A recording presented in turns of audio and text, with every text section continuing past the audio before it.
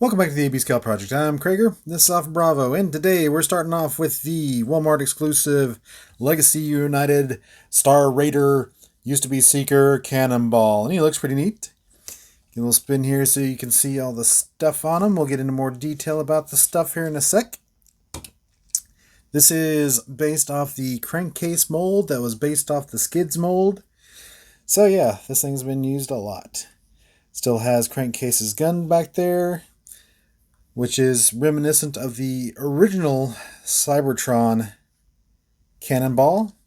So you got gold guns here, you got the gold guns here, you got the pew pew here, you have attachments. I've got the attachments here, I don't have the attachments to the old one. You have the tiny planet key. Let's see if you can see that. Yep, tiny planet key. That just sticks in there and does nothing. And you can see they even mocked up the head and the lights and that stuff like that. Because this was originally based on Red Alert. And this whole thing is removable. But you're just going to attach it and leave it, forever. So, but yeah, you can see the difference between the two. They did change the form of the skulls. Instead of just a kind of a generic burning skull, they did a more Vok type skull. So you can kind of see that. They kind of made skeleton on the thing. We'll look at that more in vehicle mode. But yeah. And also they've got faux door kibble here to match the original here. Yeah. This is a direct successor to the Cybertron. Not necessarily the TFCC, which if you still have is still king, but definitely a direct one from the Cybertron. So we'll look at the accessories here. Of course, I already showed you the planet key and the removable top there. You also comes with a claw attachment and a hammerhead. And these just stick on here like they did on Cybertron. So you can have the claw. And the hammer only attaches like this. It does not fit through this hole. So that's how you have to attach the hammer, with the beak sticking out. So yeah. That is about it. And these can store back here, or you can kind of shove them into the clefts of his thighs if you want to. Or rather just have them pegged in. Yeah. That's really about it for robot mode. Let's check out the vehicle mode. And here we have Cannonball in his car mode. It looks pretty neat. A lot like crankcase and skids. But yeah. Not too bad. I have trouble with some of my stuff staying tabbed in properly, and his head likes to stick up there like an extra engine block, but not too bad. You got the Star Seeker symbol right there. Getting everything with the key and everything. The faux head sticking up. Bring in the old one, and you can see we got the Vok skull versus the skeleton. They kind of painted the Star Seeker or Star Raider emblem instead of having that skull. Like I said, they got the faux head versus the real head for the back. The keys up here instead of back here where it used to be. And of course you can't do the choom choom in the car mode like you could with the Cybertron. But yeah, we may do. Yeah, the old one rolled really well. This one not so much. It does not roll too well. In fact, that wheel is locked up. But yeah, that's it. Really not too much to say about it.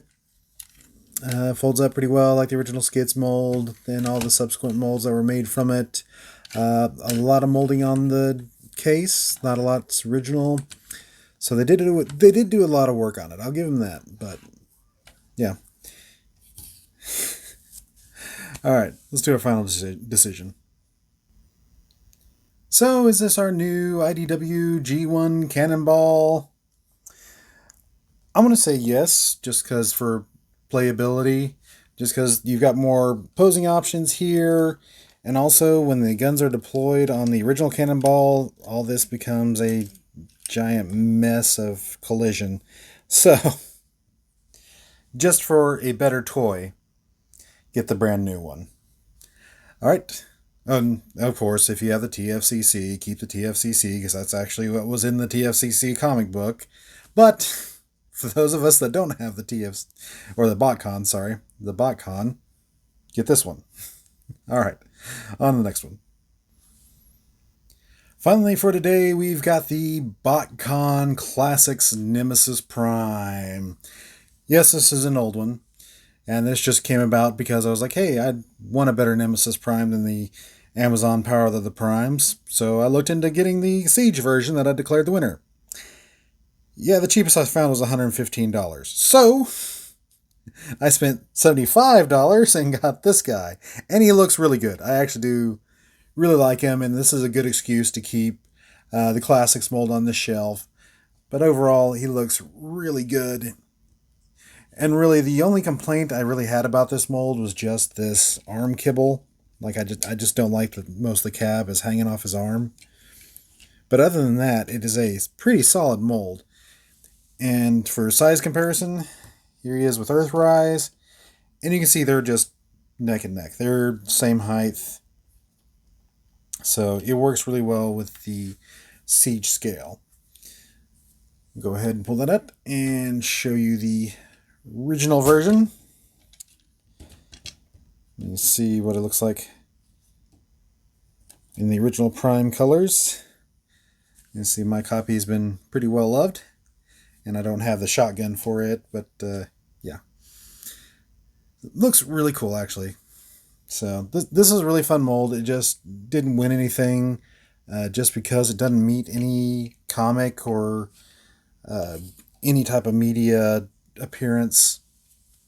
But overall, it's really neat. All right, let's take a look at the truck mode. And here we have the Nemesis Prime in his truck mode, and this looks really cool. I like the slightly blue-gray here with the gray and the black. Oh, this looks really cool. And the blue windows. I like it. And as you can see, he rolls really well because he's about to roll off my table. But yeah, I'm really happy with this. I paid a bit more than I usually do, but it's better than the cost of the Siege version. Bring in the original Optimus so you can see the colors. To see how the original was done. So yeah, I don't have the smokestacks for this one, but you get the idea. Pretty cool. Bring in the Earthrise. And you can see the Earthrise is a smaller scale. But I do like that they're both flat-nosed trucks. So pretty cool. I'm pretty happy with it. I mean, looks good here, looks good there. I mean, you can see robot legs, but that's about it. Otherwise, it looks good all the way around. I mean, you do have the feet dangling off the back, but what can you do? I'm actually really happy with this. I think this looks cool. And yeah. All right. We'll do our final deliberation. So, is this our new IDW G1 Nemesis Prime? The Siege is still going to be the better figure just because it doesn't have the arm kibble. It looks like the Siege Kingdom. Actually, it was the Kingdom where the Nemesis Prime showed up. But it looks like the appearance in the cartoon. So, the Siege is still going to win. But for cost restraints, I'm going to keep this on my shelf. This is going to be my Nemesis Prime for my shelf. And as I said earlier, it's a good excuse to keep this cool looking stylized take on Optimus Prime on my shelf. So, because of expense and this just being really cool and it being Botcon exclusive makes it even cooler. So, yeah, it's going to be my Nemesis Prime, my Chug Nemesis Prime. All right, let's wrap this up. And that's it for today. Thanks for joining us today on the AB Scouts Project. Please like, share, subscribe, leave a comment, ring that bell, and I'll see y'all later.